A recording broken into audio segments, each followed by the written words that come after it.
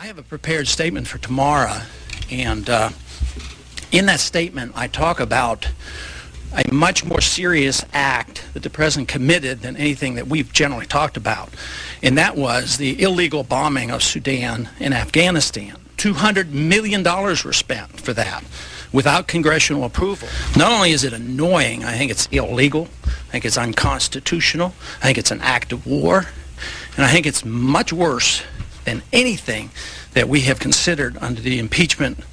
There's been a lot of talk about the Constitution in the last several weeks, in the last several months. A lot of people holding up the Constitution. But I'd like them to read the Constitution, everybody here in this Congress, to read the Constitution about committing acts of war. This, to me, is an outrage, and we shouldn't be participating in it. We should not permit our President to do this. There's no threat. We're going to do more harm by doing this.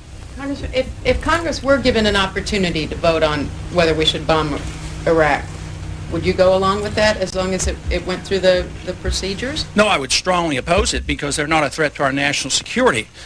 Iraq has a third-rate army. They have no ability to wage war. Our policies are deliberately destroying the country. They can't feed their children. They're not allowed to have medication. There was a story in today's paper where one of our private charity groups was being fined because they were trying to get medicines into the Iraqi people. So for us to unleash bombs on Iraq at this particular time to kill more innocent people for narrow political reasons, no, there is absolutely no need to cause more bombing because of a very overall flawed foreign policy. How are you going to vote on impeachment? I'll vote for impeachment. For all 4 articles? Yes, unenthusiastically, because I think the charges are way too mild and not touching the issues that I would like to touch. I mean, that's what we should be addressing. But I wish the Congress would address the unconstitutionality of presidents waging war. That, to me, is a lot more serious than Monica Lewinsky, let me tell you. It has nothing to do with national security.